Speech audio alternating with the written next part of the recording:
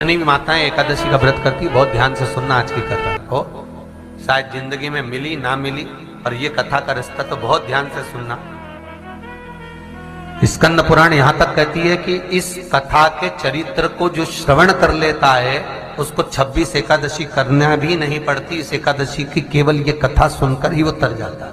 बहुत ध्यान से सुनना इसको, कथा को। एकादशी के दिन जब आप जल शंकर को चढ़ाने तो रोज ही जाते हैं। जब एकादशी का दिन रहे और शंकर जी के मंदिर में आप जल समर्पित करें तो 3 बार मुख से स्वधा स्वधा स्वधा या स्वधा स्तोत्र का पाठ, जिसमें 12 श्लोक 2-4 हैं। पैसा तो आ रहा है पर घर में टिक नहीं रहा। डॉक्टर में, पुलिस में, एक्सीडेंट आदि में, कहीं गलत जगह पर, व्यसन में अगर पैसा जा रहा है, जुए में, मांसाहार, मदिरा पान, या कहीं आया पैसा आने में कमी नहीं, आ रहा है पर टिक नहीं रहा, रुक नहीं रहा। कोई मांगने आ गया, दे दिया, फिर वहां से अपने पास नहीं आ रहा, अपन कह रहे हैं भैया हमारा पैसा लौटा दो, नहीं आ रहा। तो महाराज शिव महापुराण की कथा कहती है एकादशी के दिन गंगा के जल में मात्र 7 बेलपत्री डालकर जो नंदीश्वर भगवान अर्थात जो शंकर जी के शिवलिंग के सामने नंदी होता है, उस नंदी के चरण पर गंगा का जल चढ़ाकर बेलपत्री शिव पर समर्पित कर देता है, उसके घर में रुपया रुकना चालू हो जाता है। फिर वो गलत जगह पर नहीं जाता, गलत स्थान पर वो धन जाएगा ही नहीं। तूने समझा, मांग तुझे क्या चाहिए। एकादशी ने भगवान विष्णु से कहा, नाथ प्रभु वर दे दो, मृत्यु लोक में जो मनुष्य मेरा व्रत करेगा, चाहे जलचर, थलचर, वायुचर या सांसारिक मनुष्य, मेरा अगर एकादशी का व्रत करेगा, प्रभु उसके यहाँ धन धान्य वैभव सुख संपदा बढ़ेगी और उस जीवात्मा को नरक नहीं भोगना पड़ेगा, सीधे वैकुंठ का उसको वास मिलेगा। जब जीव आत्मा को लेकर चला जाएगा, यम के दूत जब बंदी बनाकर ले जा रहे होंगे उस जीवात्मा को, जिसके प्राण छूटे होंगे, यम के दूत जब बंदी बनाकर ले जा रहे होंगे, तब मुझे वर दो कि मैं इसका हाथ पकड़कर बेतन्नी से पार उतार कर सारे नरकों से निकालती हुई आपके धाम में लेकर आऊं। भगवान ने वर दे दिया, तथास्तु। हे एकादशी सुनो, मृत्यु लोक का मनुष्य अन्न का त्याग कर कर, क्योंकि अन्न में एकादशी के दिन पाप पुरुष रहता है, अन्न का त्याग कर कर एकादशी के दिन जो मनुष्य तुम्हारा व्रत धारण करेगा, उस व्रत को करेगा और उस व्रत को धारण करेगा, उसकी मनोकामना पूर्ण होकर वो मेरे ही धाम को जाएगा। ये तो हुआ एकादशी के जन्म की कथा। एकादशी के दिन गंगा के जल में मात्र 7 बेलपत्री डालकर जो नंदीश्वर भगवान अर्थात जो शंकर जी के शिवलिंग के सामने नंदी होता है, उस नंदी के चरण पर गंगा का जल चढ़ाकर बेलपत्री शिव पर समर्पित कर देता है, उसके घर में रुपया रुकना चालू हो जाता है। फिर वो गलत जगह पर नहीं जाता, गलत स्थान पर वो धन जाएगा ही नहीं। बेटा अगर व्यसन में पड़ा हुआ है, मदिरा पान में पड़ा हुआ है, मांसाहार में, जुए आदि में जा रहा है, तुम्हें लग रहा है कि मेरा बेटा गलत मार्ग पर जा रहा है, ये मित्र दोस्ती गलत हो रही है, वो सही जगह पर आ जाए। करना है एकादशी। कई लोग इसको धन के लिए भी करते हैं, संपदा के लिए। संपदा के लिए अर्थात जिसका व्यापार नहीं चलता, जिसके घर में पैसा नहीं आता, या नौकरी नहीं लग रही, या सर्विस नहीं लग रही, आप अप्लाई कर रहे हो, जगह जगह जाकर इंटरव्यू भी दे रहे हो और पैसा नहीं आता, तो उसके लिए भी प्रयास किया जाता है। पर उसके लिए यहाँ पर जो धन के लिए करते हैं, उसके लिए विष्णुपदी के लिए करते हैं। मतलब जैसे गंगा के जल में तुलसी के 11 पत्ते डाले जाते हैं और उसको किसी भी नारायण के मंदिर में, राम कृष्ण शिव शंकर नहीं, राम कृष्ण भगवान विष्णु दत्त आदि जितने नारायण के मंदिर हैं, उस मंदिर में किसी भी पात्र में, एक छोटे से पात्र में उसको भरकर रखी जाते हैं महाराज। उससे भी जॉब, सर्विस, नौकरी में सफलता प्राप्त हो जाती है। परंतु वो भी एकादशी को ही होता है। कुछ देर तक पात्र को रखा जाता है, फिर वही पात्र का जल किसी भी वृक्ष के नीचे डाल दिया जाता है, उससे भी नौकरी के लिए फायदा मिलता है। गंगा का जल कोई साधारण नहीं।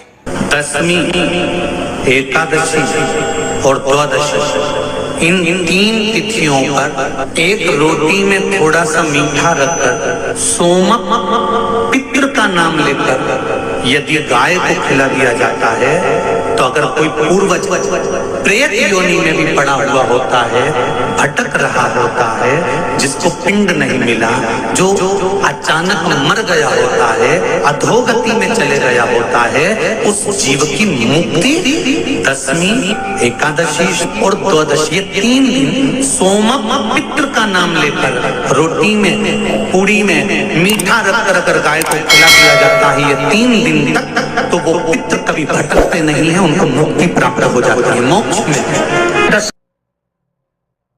नहीं, एकादशी है कौन? क्यों इसकी इतनी प्रधानता है? क्यों इसकी पुण्यता है? ऐसा क्या है एकादशी में जो इसकी पुण्यता मानी जाए? कौन है ये जो भगवान नारायण तक एकादशी का व्रत करते हैं? सुभद्रा जी को भगवान जगन्नाथ ने, जगदीश ने एकादशी का व्रत कराया था। बद्रीनारायण भगवान को माता लक्ष्मी ने एकादशी का व्रत कराया था। क्यों? चंद्रायण एकादशी व्रत की माता। एकादशी है कौन? तो कहा जिसको व्रत करने पर भगवान नारायण भी जिसका व्रत करते हो, भगवान माता लक्ष्मी जिसका व्रत करती हो, वो एकादशी है कौन? तो शास्त्र वर्णन करता है महाराज, स्कंद पुराण का सुंदर चातुर्मास्य खंड के अंतर्गत वर्णन आया है महाराज।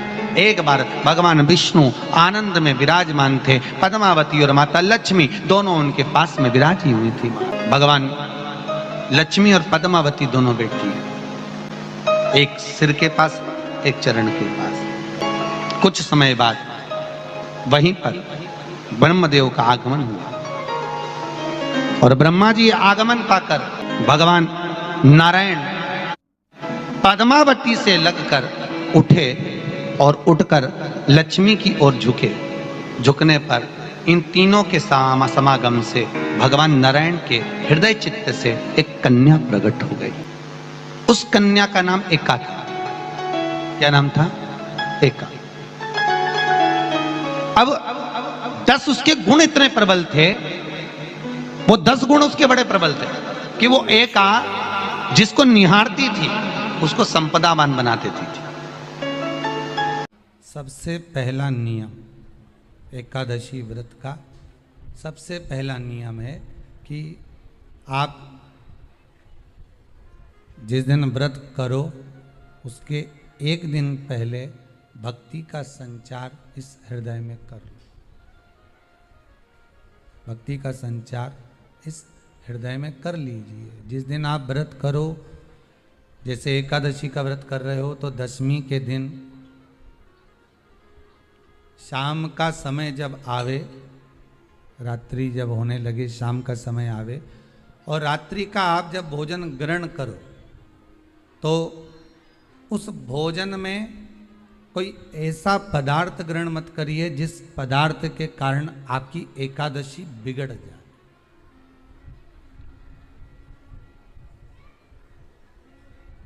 कोई बेकार भोजन हमें ग्रहण नहीं करना, श्रेष्ठ भोजन ग्रहण करिए दशमी के। और एकादशी का दूसरा नियम बहुत ध्यान से सुनिएगा।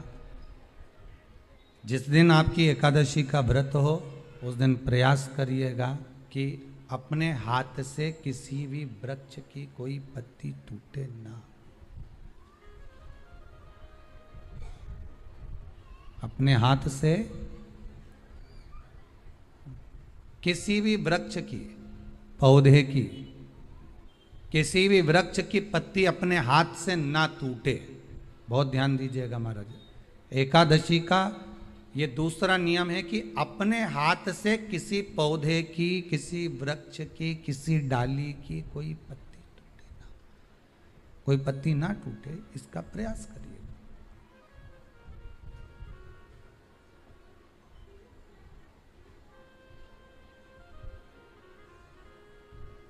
कितना सुंदर व्याख्यान कहा है, कितना सुंदर वर्णन है महाराज कि मात्र एकादशी का व्रत कर लेने पर,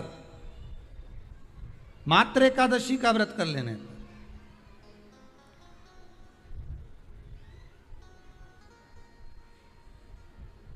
जो पूर्व में किया गया हमारा पाप कर्म है, हमने किसी जीव की हत्या करी है, हमने किसी को कष्ट प्रदान करा है, हमने किसी को अपशब्द कहा है, हमने किसी को ताने दिए, हमने किसी को आड़ा टेढ़ा कहा है, हमने किसी को गालियां दे दी है, मात्र एकादशी का व्रत ही कर लेने पर ये सारे जो दोष हैं वो समाप्त हो जाते हैं।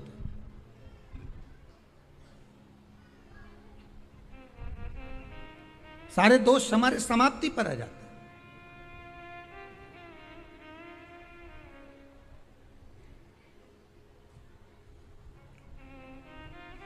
अब एक विचार करिएगा थोड़ा सा अपने मन में, अपने चित्त में, अपनी वृत्ति में एक बात उतारिएगा, एक अपने मन में एक बात को उतार कर रखिएगा कि आप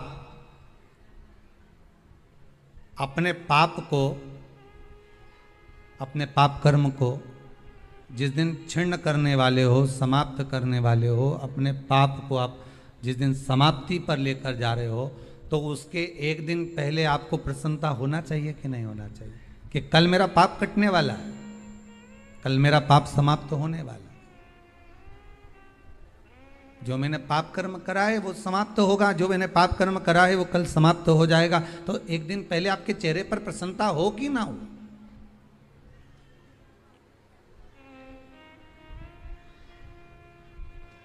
और चेहरे पर वो प्रसन्नता आपके आना चाहिए कि कल मेरा एकादशी का व्रत है, आज दशमी है, कल एकादशी का व्रत है, तो कल मेरी जब एकादशी का व्रत रहेगा तो मेरा ना जाने कितना कितना पाप, कितना असत्य, कितना झूठ, कितना प्रपंच वो समाप्त हो जाएगा। इसमें मुझे प्रसन्नता हो, इसमें मुझे आनंदता हो।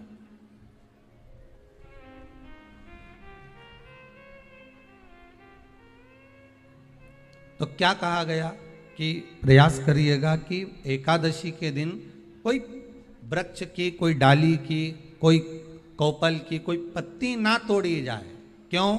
तो कहा अगर उस पत्ती को हम तोड़ देते हैं, वृक्ष की पत्ती को या क्यारे में लगी हुई कोई डाली की पत्ती को हम तोड़ देते हैं तो एकादशी का पुण्य फल प्राप्त नहीं होता, एकादशी का कोई फल हमारे खाते में नहीं जाता, पुण्य फल प्राप्त। अब फिर भले तुम चाहे तुमने मोरदन खाया हो, चाहे तुमने फिर चिप्स खाई हो, चाहे तुमने फिर व्रत का कितना ही सामान खा गए हो और तुमने सोचा कि आज मेरी एकादशी है, तो फिर उसका कोई फल प्राप्त नहीं है, उसका कोई सुख प्राप्त नहीं है आपको, फिर उसका कोई आनंद प्राप्त नहीं है आपको, फिर उसमें कोई आनंद की अनुभूति आपको नहीं मिल रही है। बहुत ध्यान से आज की कथा सुनना कि एकादशी का आपसे आपके बच्चे पूछेंगे, मम्मी हम भगवान विष्णु का दर्शन करते हैं, हम राम जी का दर्शन करते हैं, हम कृष्ण भगवान का दर्शन करते हैं, हम भवानी माता का दर्शन करते हैं, हम शंकर जी का दर्शन करते हैं, हम सारे देवी देवताओं का दर्शन करते हैं, पर ये एकादशी माता तो कभी नजर ही नहीं आती। पूछेंगे कि नहीं पूछेंगे कि तुम जिस एकादशी का व्रत करते हो इनका जन्म कहां से हुआ, कहां जन्मी थी? एकादशी की जन्मस्थली कहां है? भाई भगवान कृष्ण की जन्मस्थली तो मथुरा है, श्री राम जी महाराज की जन्मस्थली बोल दो जम के अयोध्या है।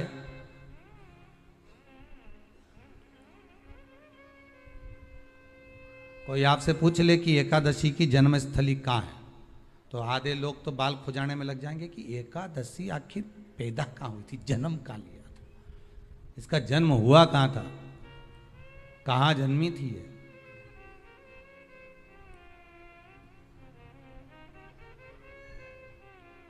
इसका जन्म स्थल है कहाँ? और अगर मान लो जन्म स्थल एकादशी का है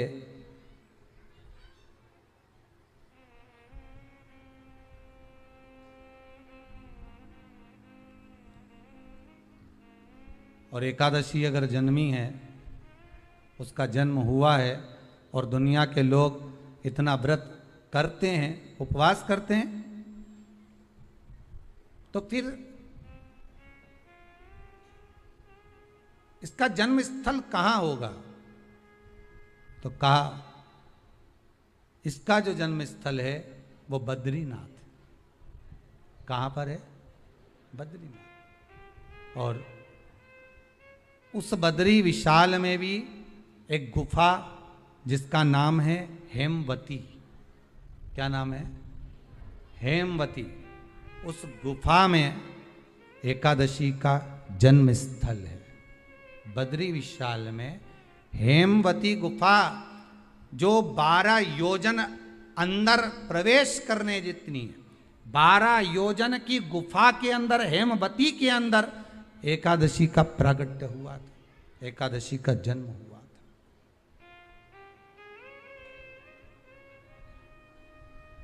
अब तो बता सकते हो ना कि कोई पूछे कि राम जी का जन्म अयोध्या में हुआ, भगवान कृष्ण का जन्म मथुरा में हुआ, और कोई पूछ ले आपका जन्म कहाँ हुआ था, अपन कह सकते ना सीहोर में हुआ हमारा। और आपसे कोई पूछे कहाँ हुए तो कहे इंदौर में हुए, कि देवास में हुए, कि भोपाल में हुए, कि मुंबई में हुए, कि पूना में हुए, आपका तो बता दोगे। पर बच्चे आपसे पूछ ले मम्मी तू इतनी एकादशी का व्रत करती है, एकादशी का तू व्रत करती है और सबको करा देती है कि बल्लभ कुल की एकादशी करो, भले बकरी जैसे चरो पर एकादशी करो, और सबको एकादशी कराया, तो कोई पूछ ले कि एकादशी का जन्म कहाँ हुआ था, तो आप कह सकते हो कि बद्री विशाल में, हेमावती में, बद्री विशाल के हेमवती गुफा के अंदर जो 12 योजन की गुफा है, उस गुफा में एकादशी का जन्म हुआ। कब हुआ?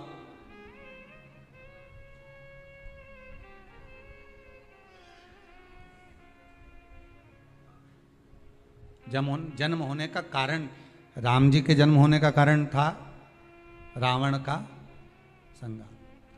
भगवान कृष्ण के जन्म होने का कारण था कंस का संहार।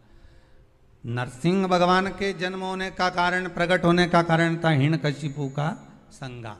वराह भगवान के प्रकट होने का कारण था कि पृथ्वी को जल पर लाकर ठहराना, हिरण्याक्ष का संहार।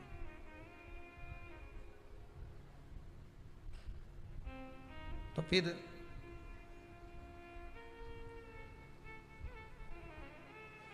इसके जन्म का कारण क्या है? तो कहा इसके जन्म का केवल एक कारण है। सतयुग में, अब एक और बात का बहुत ध्यान दीजिएगा महाराज, सतयुग एक बार नहीं हुआ कि तुम सोचो कि सतयुग के बाद में द्वापर, त्रेता आ गया, त्रेता के बाद द्वापर आ गया, द्वापर के बाद कलयुग आ। एक सतयुग नहीं है, एक त्रेता नहीं है, एक द्वापर नहीं है, ना जाने कितने कितने सतयुग निकल गए, ना जाने कितने कितने द्वापर, त्रेता, कलयुग, ना जाने कितने निकल गए।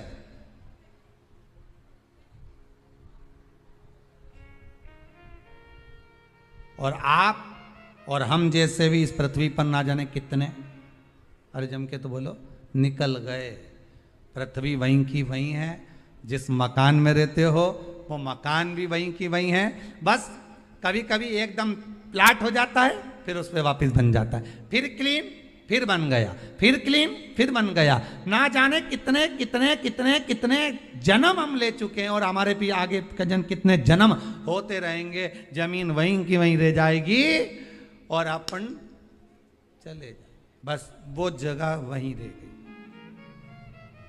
जो पहले परदादाजी की थी, दादाजी को मिल गई, दादाजी की थी, पिताजी को मिल गई, पिताजी की थी, उनके बेटे को मिल गई, उनके बेटे से उनको बेटों को मिल गई। मिलते मिलते मिलते मिलते कब वो जमीन भी बिक गई समय की अवस्था में, फिर दूसरे की हो गई, और हम सोच कर रह गए कि ये हमारा है, हम इसके लिए लड़ाई करें, झगड़ा करें, हम केवल इस जमीन के लिए, जरा सी प्रॉपर्टी के लिए अदालत में खड़े, अपना समय बर्बाद कर दिया, और जो पाना था वो छोड़ दिया।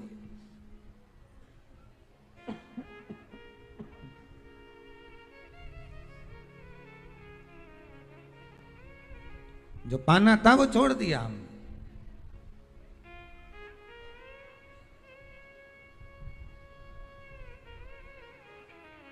असली रजिस्ट्री तो ये शिव महापुराण की कथा है, जिसमें बैठकर आप 3 घंटा भगवान की भक्ति को जो धारण कर रहे हो, 3 घंटा जो भगवान की कथा को आप श्रवण कर रहे हो, 3 घंटा जो भगवान की भक्ति में आप डूबे हुए हो, 3 घंटा जो भगवत स्मरण में आप लगे हुए हो, बस यही असली रजिस्ट्री है, यही वहाँ काम आने वाली है। इसके सिवाय कुछ काम नहीं आएगा। धन दौलत माल खजाना सब पड़ा की पड़ा रह जाना, सब धरा की धरा।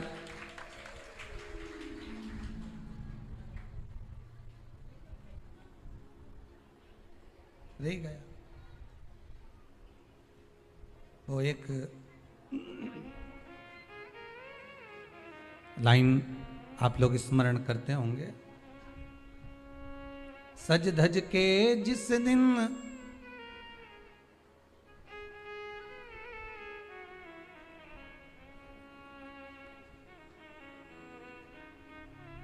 सज धज के जिस दिन मौत की शहजादी आएगी, न सोना काम आएगा न चांदी आएगा।